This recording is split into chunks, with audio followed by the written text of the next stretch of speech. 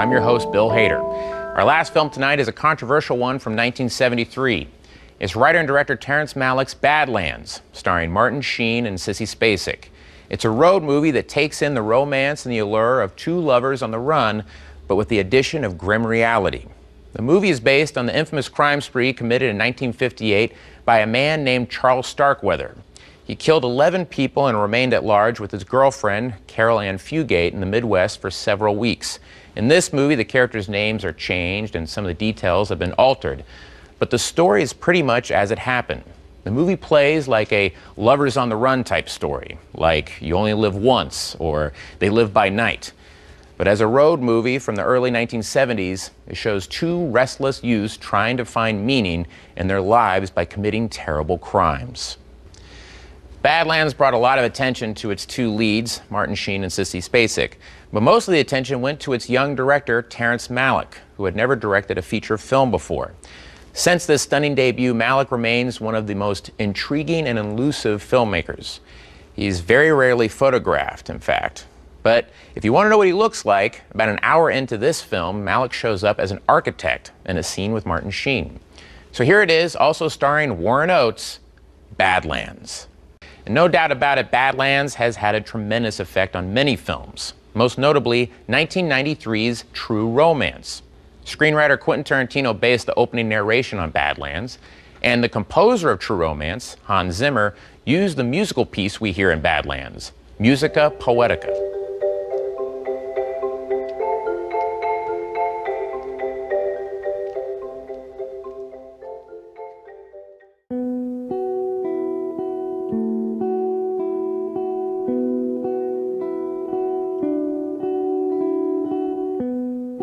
Yeah, and that's how those Terrence Malick movies, or at least the ones I love, feel. I mean, especially, Days of Heaven, it's the same thing of being out on this land and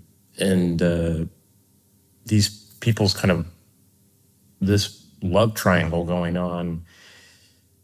But then also to say, well, in this giant scheme of this land and this play, like, what does this really matter, Yeah, It's kind of, like the location of that is very beautiful, but also vast and oppressive.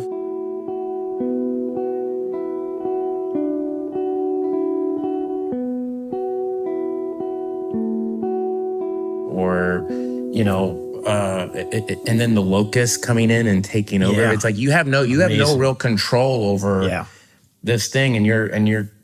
So I watch those films, and I don't know if it's meant to be this way, but it's like, this industry coming in, the plane, the train, all this stuff, and your little drama is really insignificant.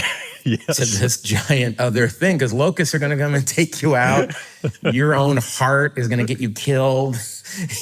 Like giving a shit about anything is going to blow. It's so, and if you were just even,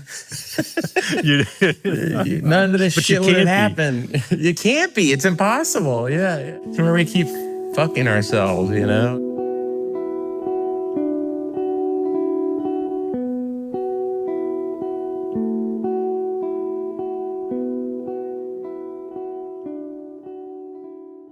Yeah, 1998, yeah. But I remember seeing Thin Red Line and people, I was 20 when that movie came out. I remember my friends were like, what the fuck was that? That was so boring, I loved it. And I was incredibly moved by it. And I'd never seen a war movie like that where it is like from God's, a God's POV or some, when, it's like these guys are killing each other, but then this crocodile, I saw it as like, then there's this thing over here, maybe I made, and this is what it's doing, and here's these humans, and this is what they're choosing to do to each other. Yeah. Yeah.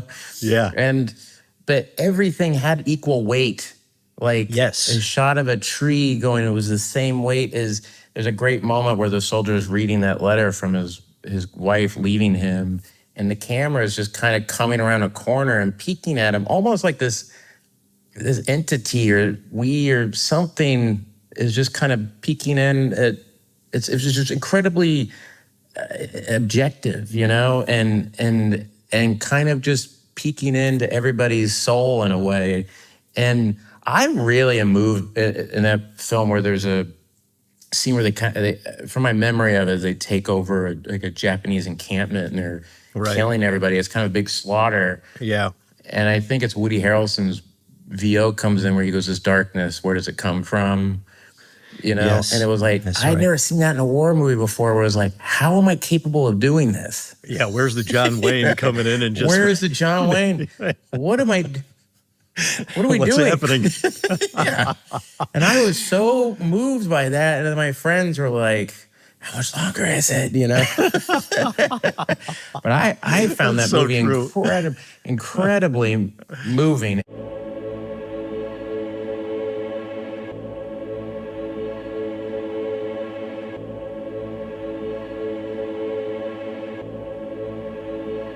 The people who, when you say philosophy and film, they do tend to go to people like Bresson and Bergman, American filmmakers. I would say Terrence Malick.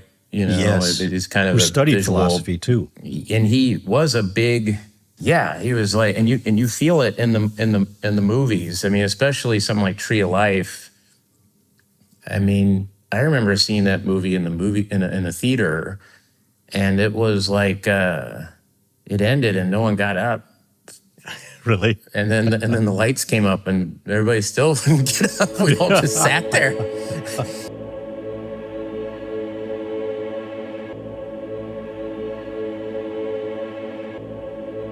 and it you had just, you know, had an experience, you know, that you couldn't.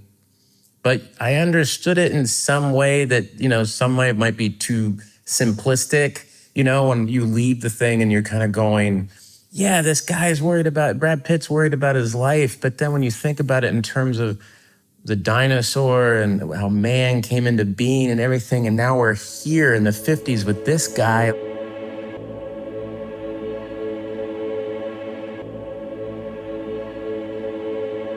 You're like, why does it... and then you just sound like a guy, a freshman philosophy major, like, you know, like, what's it all about, man? You know, and I remember saying that, my friend Nick being like, yeah, okay, whatever, who knows?